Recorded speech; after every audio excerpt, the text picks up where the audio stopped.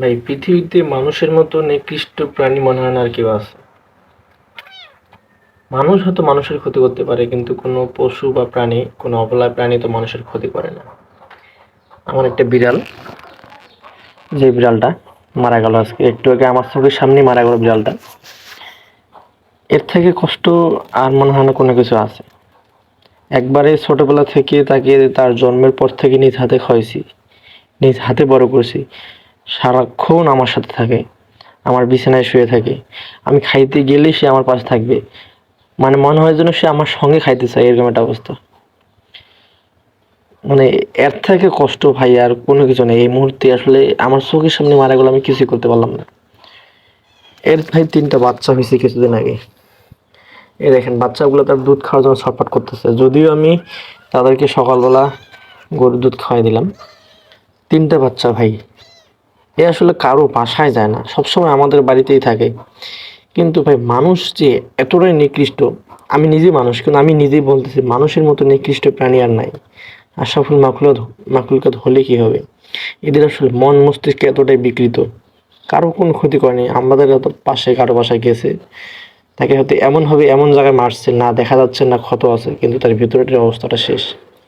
ধুকে ধুকে মারা গেল ভাই। কালকে থেকে তাকে খাওয়ানোর চেষ্টা করতেছি, দুধ খাওয়ানোর চেষ্টা করতেছি, মাংস খাওয়ানোর চেষ্টা করতেছি, ভাত খাওয়ানোর চেষ্টা করতেছি। সে যেগুলো খাইতে চায় ওগুলোই খাওয়ানোর চেষ্টা করতেছি, খাইলো না, কোনো কিছুই খাইলো না। অবশেষে একবারে ধুকে ধুকে শেষ নিঃশ্বাসটা আমার চোখের সামনে সে মারা গেল।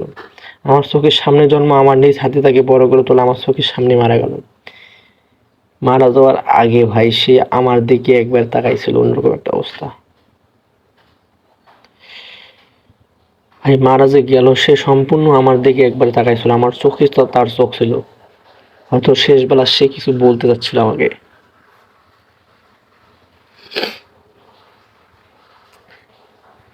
এর থেকে ভাই কষ্ট আর নাই।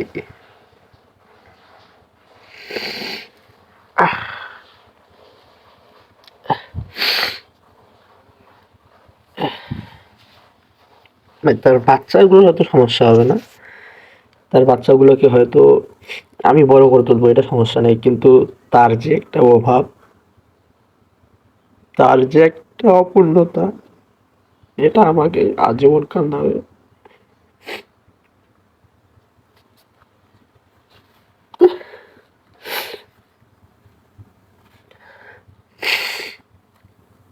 ভাই চোখের সামনে মারা গেল, কিছুই করতে পারিনি তার জন্য।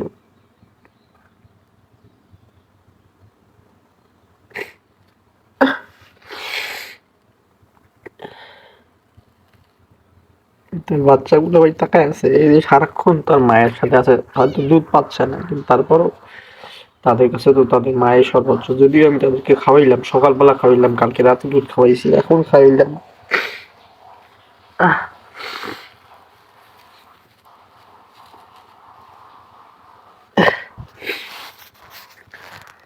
মানুষ ভাই এত নিকৃষ্ট হয় কিভাবে? আমার বিড়াল তো কারো কোনো ক্ষতি করে নাই, সে আমার সঙ্গে থাকে, আমার বাসায় খায়, আমাদের সম্পূর্ণ ফ্যামিলি মেম্বার তাকে, তার খোঁজ খবর রাখে, তাকে ভালোবাসে। মাঝখানে রমজানের দিকে সে 2 দিন মিসিং ছিল, প্রত্যেকটা মানুষ বাড়ির তাকে খুঁজতেছিল। হঠাৎ করে ভাই মারা গেল। বয়স ভাই বেশি না, সর্বোচ্চ আপনার এই রমজান, গত রমজান, মানে 1 বছর, 1 বছরের 1+ হচ্ছে আর কি, 14 মাস 15 মাস এরকম বয়স। তার প্রথম বাচ্চা, যেগুলো 3টা বাচ্চা। ভাই মানুষ দিন যত যাচ্ছে তত মানুষের মতো নিকৃষ্ট কেউ হচ্ছে না।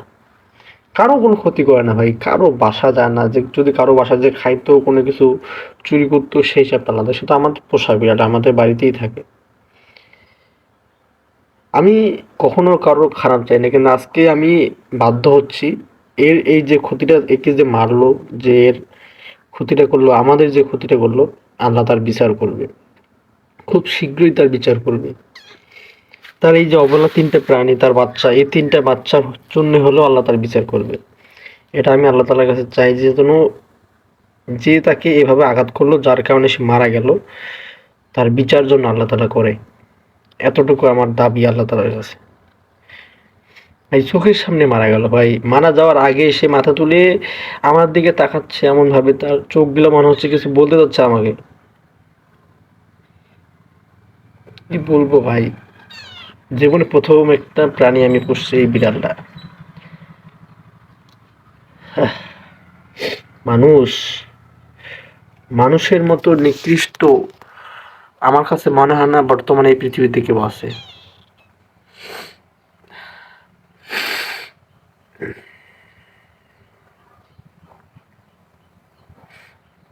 দেখেন ভাই, তার বাচ্চাটা এখনো তাকে ছাড়তে পারছে না, আমি বারবার চেষ্টা করতেছি তাকে ছাড়ানোর জন্য, কিন্তু হয়তো তারাও বুঝতে পারতেছে যে হয়তো আজকে তাদের সঙ্গে তাদের মায়ের শেষ দেখা, আর হয়তো দেখা হবে না। মানুষ মানুষ হলো না।